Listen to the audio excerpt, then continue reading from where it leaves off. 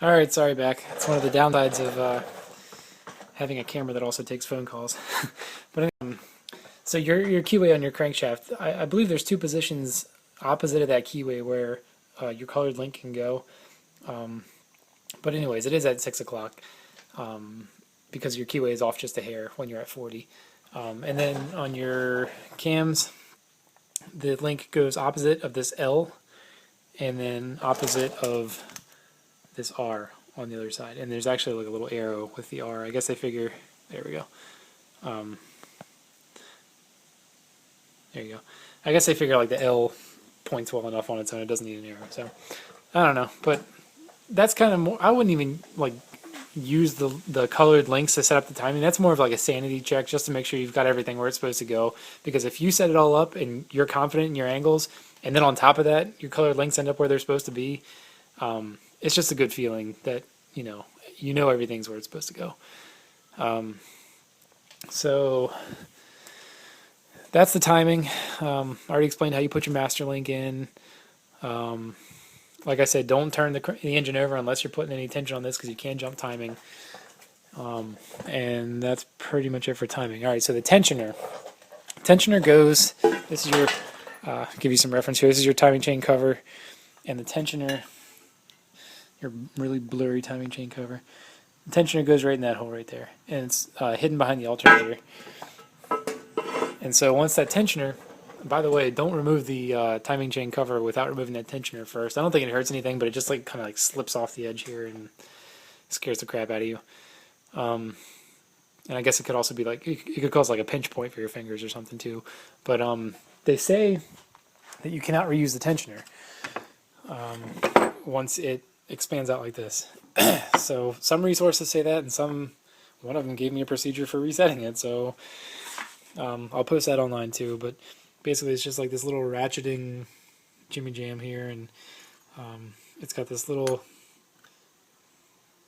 I don't even know what you'd call this, but it's got these teeth on it, and that thing fits inside of this, and then that's what holds it out. Like, so once you put this back in the engine, there's a procedure which I can also post for how to release it, and so that little tooth guy, whatever you want to call it, like holds it out to the proper tension.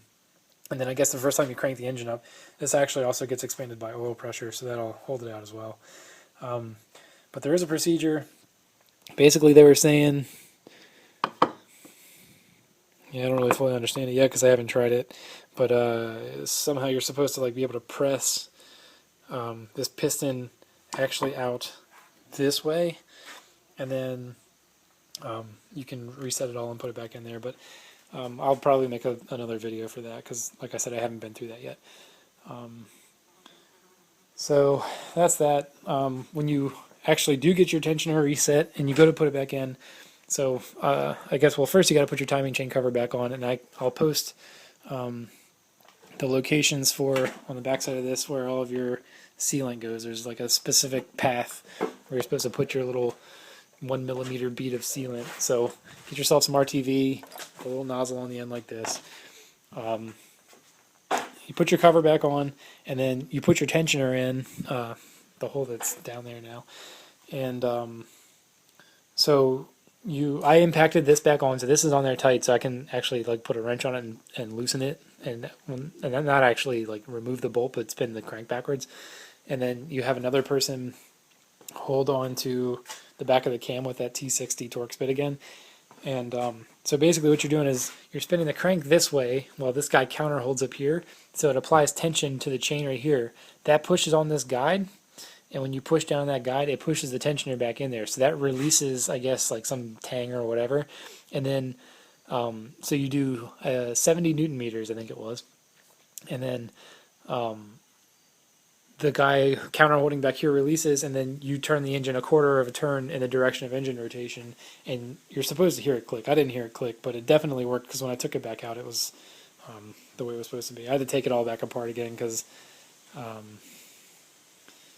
I can't remember off the top of my head. I'm kind of trying to concentrate too much on this video, but because this is the other thing. When you put your timing chain cover on, your head gasket's right here. See those head gaskets? It's like a multi-layer steel head gasket. I managed to push this back a little bit. Like there's this big gaping hole in the head gasket right here where your timing chain passes through, so there's not a whole lot of strength right there. So what ended up happening is as we were putting the timing chain cover on, I think like I might have pulled it the last quarter of an inch using the bolts and just kind of like working my way around, going nice and easy, but it managed to pull this head gasket back, and then it was out of alignment, so that this bolt right here, it was stuck up in there, and it couldn't come down because it was, this was partially blocking the hole. So be very cognizant of this. You don't want to push that out of alignment because it's going to cause you a bunch of headaches. You're going to have to pull the timing cover back off, and it's just, it's 2 steps forward, 1 step back. The other thing you can do, and I've heard that they do this a lot in a lot of the shops, is you can like either score it under here and then bend it until it breaks off, or you can take a pair of 10 snips or something, but you got to be careful because there is some passage here. I don't know if it's coolant. I'm guessing it's probably coolant because your water pump goes right there. So you don't want to leak there, and you certainly don't want coolant leaking into your oil. So anyways, yeah, just be aware of this, and try your best not to botch that up when you're putting your timing chain cover back on. So that kind of leads me to the next thing, which you might already be aware of this. It's not really specific to this engine per se, but you need to clean these surfaces off because there is no real gasket there. You're using RTV to make a gasket. So I've got this tool, which is around here somewhere.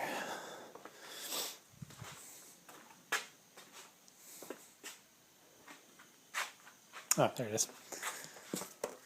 So you take like a right angle die grinder, and it's got these little fingers on there. It's like some kind of plastic or polymer or something. And so you spin this up, and just be careful because this will kind of like bell out from centrifugal force. But you just, knock all this RTV off of there. It's a little bit abrasive, but it's not so much that you're going to be like gouging up your cylinder heads or anything. It'll just leave like a nice little hash pattern like a hone would.